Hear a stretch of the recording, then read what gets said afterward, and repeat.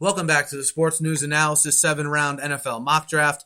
My name is Mike. Guys, I brought you through my predictions for the first round as well as picks 1 through 20 of the second round.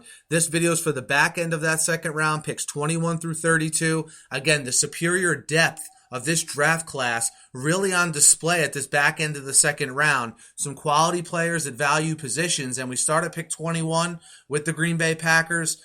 They're going to have a need on that defensive front, especially with the departure of B.J. Raji, and as well as, some underperforming guys on that defensive line. Dominique Easley, the defensive tackle from Florida, I think would be a nice fit. He can rush the passer a little bit from that defensive line spot, something the Packers can definitely use here in that very competitive NFC North. Pick 22, the Eagles. Look, the Eagles, they made strides in a lot of places last year, but they need to add some pass rushers here in the offseason. Kyle Van Noy, the outside linebacker from BYU, I think best fits that mold of the players available here. He could be a starter right away if they need him to, but definitely be a guy to add depth at the very least. Kyle Van Noy, the outside linebacker from Brigham Young. Pick 23, the Bengals. Michael Johnson, franchise last year, thought he's not going to be re-signed this year by Cincinnati, certainly. Jackson Jeffcoat, the 6'5 defensive end from Texas, is here. He's the best defensive end available, and I think he's a nice scheme fit for the Bengals. I have a feeling maybe they don't look at Margus Hunt as an every down player when I think Jeffcoat can be that guy. Jackson Jeffcoat, the DN from Texas.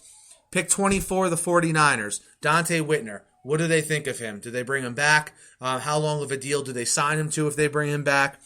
Either way, the 49ers are in a spot where they can add depth at positions because their roster's so deep. Ahmad Dixon, the strong safety from Baylor, I have as my best safety on the board at a potential area of need for the 49ers. Dixon, the strong safety from Baylor. Pick 25, the Chargers. Look, the Chargers came a long way last year with the emergence of King Dunlap, with their first-round pick on that offensive tackle from Alabama really paying off as well. Now it's time for them to upgrade the interior of the line, and I think they could do that with Cyril Richardson, the offensive guard from Baylor, to the Chargers at pick 25. Pick 26 belongs to the New Orleans Saints. And look, I had the Saints upgrading an inside linebacker position with C.J. Mosley in the first round. I think they still have a need at outside linebacker to have someone opposite Junior Gillette. Victor Butler coming back from that ACL. Who knows what you get from him? That's why I like the fit of Jeremiah Attaochu from Georgia Tech in that 3-4 of the Saints. Attaochu from Georgia Tech to the Saints at 26. Pick 27, the Colts' first pick of this draft. And look, I'm going to have the Colts with a steady diet of offensive linemen as we go through, this draft. Because if you listen to this channel, I think that's the biggest problem with the Colts. But there's an underbelly here of very talented wide receivers available at the end of the second round. Davante Adams, the wide receiver from Fresno State, I think the most talented, and I think a guy would be a nice complement to T.Y. Hilton as they move on from Hayward Bay. A guy I think can have a good rapport with Andrew Luck. Davante Adams, the wide receiver from Fresno State. The Panthers are next at 28, and look, the Panthers are going to have a glaring need now at left tackle. I don't see a left tackle worth taking here at 28. I think they miss out on the front-end left tackles in the first round, but they're going to have a need developing here at cornerback. That secondary was a lot better last year. I think was a big reason for their success. I think they're going to move on from Captain Munnerlyn from what you're seeing and hearing.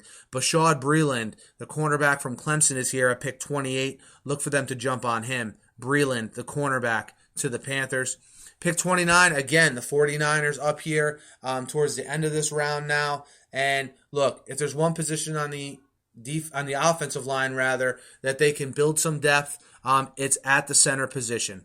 Goodwin, 35 years old, showing signs of wearing down. Travis Swanson, the center from Arkansas, I have as my top-rated center to build depth here on that line. Swanson to the 49ers. Pick 30 belongs to the Patriots. Okay, look, the Patriots need help at tight end, which I had them addressing in the first round, but most notably at the defensive tackle spot. And they can get a guy here in DaQuan Jones from Penn State, a guy that has pedigree with Bill O'Brien, okay, familiarity with how that coaching tree likes to do things, and a very good player. Also, DaQuan Jones, the defensive tackle from Penn State to the Patriots. Pick 31, the Broncos. Look, I don't think they're going to be able to re-sign Eric Decker. That's just my personal opinion. So I think they're going to move on from him. Jordan Matthews, the 6'3 wide receiver from Vanderbilt, I think is a good fit for the Broncos because he's a very intelligent receiver, and I think we'll be able to pick up the concepts that Peyton Manning is going to throw at him early, and a guy that can start for them opposite Demaryius Thomas, Jordan Matthews, the wide receiver from Vanderbilt. And lastly, pick 32 in this round belongs to the Seahawks, and I had the Seahawks taking young tight end Austin Seferian-Jenkins in the first round. Look, if Golden Tate moves on, that's going to leave them, certainly, leave them with Baldwin and Curse, basically, and obviously, Percy Harvin at the wide receiver position. But if I'm them, I'm looking for another quality guy to stretch the field opposite Percy Harvin, and they can get that guy in the form of Allen Robinson, another talented guy I have slipping here. Best player on the board. This is a best player on the board kind of pick, something I think the Seahawks will definitely look to do with John Schneider at the helm there. Allen Robinson to the Seahawks. Guys, let me know what you think of the end of round 2 here. Hit me up in the comments. Hit me up on Twitter as well. Be sure to subscribe to my channel, guys. All NFL videos all the time on here. It's completely free to subscribe. Thanks as always for listening, and have a great night.